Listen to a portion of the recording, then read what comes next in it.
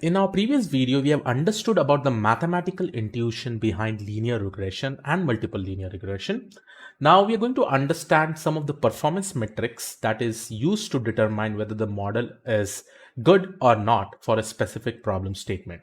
And the metrics that will basically be used is something called as R squared and adjusted R squared. Now let us understand what exactly R squared is and what is adjusted R square and what is the exact difference between both of them. Now first of all, let's go ahead and understand about R square, and R square is basically given by the formula which looks something like this. So this is R squared is equal to 1 minus sum of square residual. I'll talk about what is this residual and all, and this is sum of square total. Okay, so here a simple definition that you can probably see is that R squared is nothing but 1 minus SS residual, that is sum of squared residual, divided by sum of squared total. Okay. Now let's understand what is this sum of squared residual. Suppose if I say this is my problem statement, let's say this is my x-axis, y-axis. Okay. And I have some of the data points which looks like this. Okay. Okay, I'm just drawing some data points over here. Our main aim is that we need to find out the best fit line. So if we are trying to find out the best fit line with respect to this orange points, these are my true output, right? So I specifically say all these points belongs to y of I, right? Y of I are basically my true outputs, right? Now similarly, with respect to this particular point, the predicted point is nothing but this part, right? So this I can basically say it is y of I hat, right? Y of I hat. Y of I hat are my predicted points, right? So this is my predicted point, this is my predicted point, this is my predicted point, this is my predicted point, this is my predicted point. So I'm just drawing all my predicted point. Now whenever I try to find out the difference between them, then in short I am basically saying that as this is basically my residual. Okay, residual or error. So if I probably try to find out this particular distance, this particular distance, this distance, this distance, this distance, and this distance, this is basically the residual. Okay.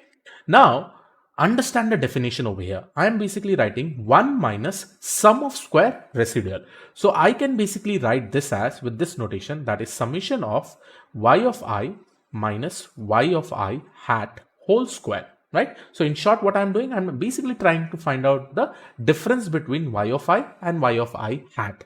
Okay, and I'm doing all the summation of all this particular residual or error.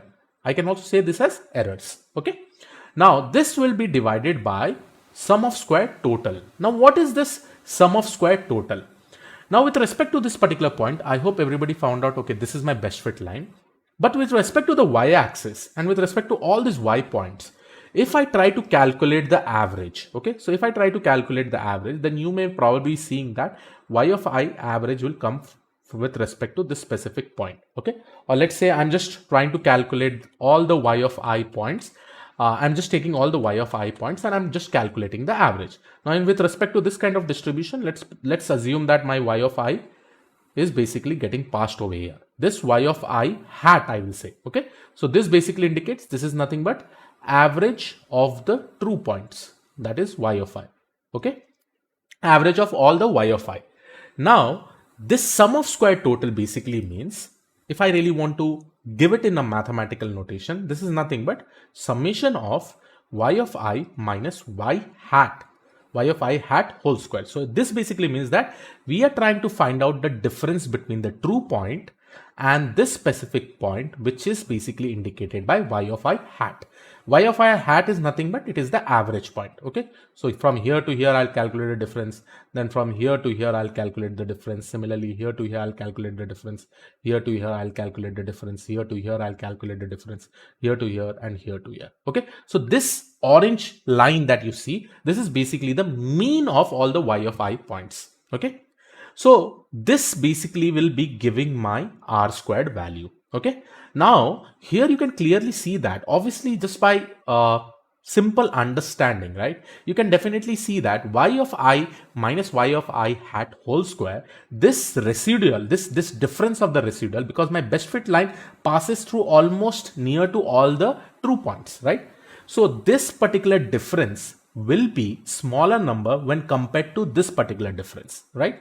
Because this is with respect to the average, this specific line, and obviously the distance will be quite big. So here I can definitely write something like this. I will write that it is y minus, let's consider this is a small number when compared to the denominator, right? So the denominator will be a bigger number, right? Small number divided by bigger number. So now when we do this kind of division, obviously we are going to get a smaller number itself, right?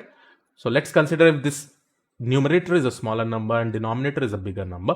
Obviously when we try to find out the division of this two, obviously we are going to get a smaller number. So 1 minus smaller number will be, very much near to 1 itself, right? It will be approximately near to 1. So let's consider that, suppose if I'm getting 0.70, right? So this basically indicates that I am actually having 70% accuracy, right? Suppose if I get this specific difference is somewhere around 0.85, this basically indicates that I'm getting a 85% accuracy. Suppose if I say it is 0.90, I'm actually getting a 90% accuracy, right? So with the help of R squared, we are able to find out how our model is performing, right?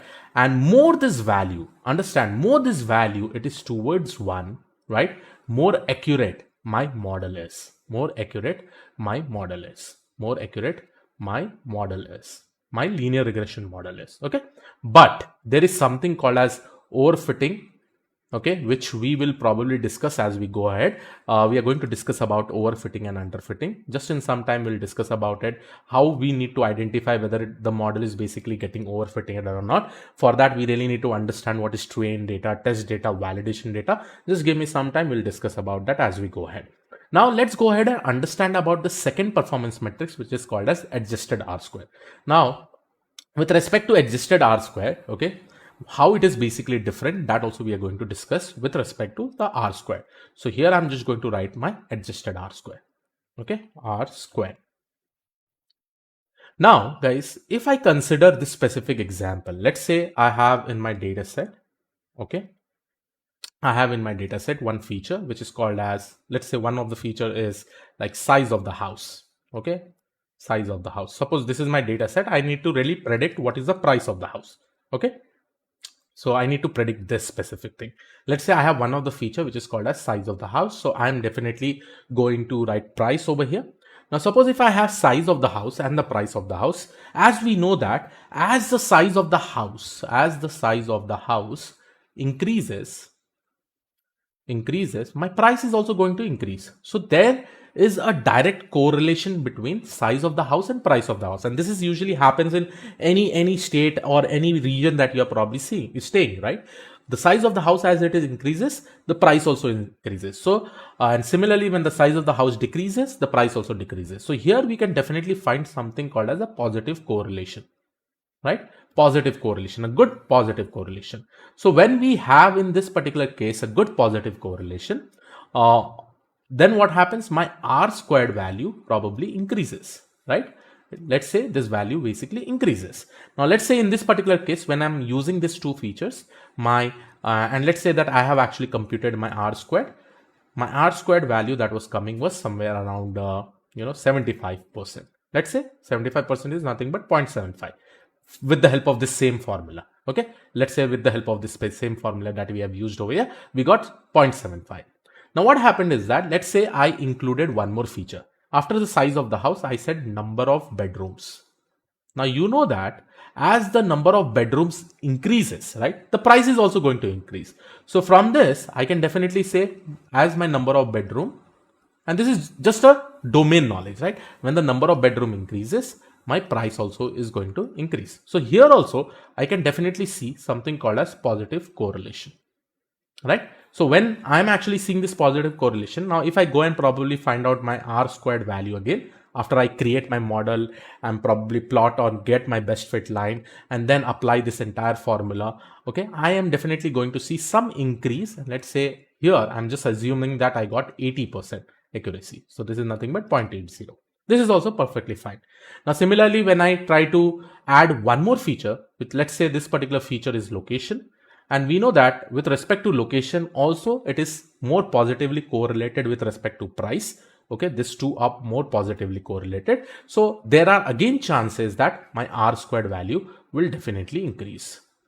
Okay, my R square value will become 85%. Let's say, I'm just assuming it has now increased to 85%. Now, let's say that, okay, this many features I have, okay, this many perfect, so many independent features I have, and this is my all my independent features, and this is my dependent feature, right? Now, let's say that I have added one more feature. Now, this specific feature basically says that which gender are going to stay in this house. Okay, whether they're, I'm just adding one feature. Okay, that does not make any sense. Okay, and obviously, you know that if I consider gender with price, obviously, just by common sense, there will be no correlation with respect to price, right? Anyhow, no correlation. Whoever gender stays over there, obviously, price is not going to get affected, right? But if we add this particular feature, which is not at all correlated with price, and again, if we try to probably solve this problem, which again, in the future, I'll be showing you in with the help of practical example. If I try to see the R squared value, even though these two variables, this input feature and this output feature are not at all correlated, then also, since we are applying this particular R squared formula, there will be chances that this particular value will still increase, but it will not increase by a bigger value. So here you can see that I'm actually getting somewhere around 87%, let's say. Okay, I'm just assuming 2% it got increased, because the formula works in that specific way of R squared, is that as more number of features you keep on adding, somehow the R squared value is going to increase. Okay, and these all things I'll show you in practical also, guys. So let's say this become 0.87.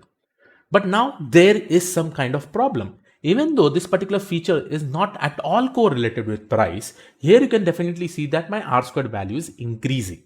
Okay, I did not prove it practically yet, because I'll do the practical and show you with respect to this particular problem statement also, right? So in this case, the R squared, you can see that even though this and this feature are not at all correlated, still it is basically increasing, right? So this is the problem with respect to R squared, right? So this is the problem with respect to R squared.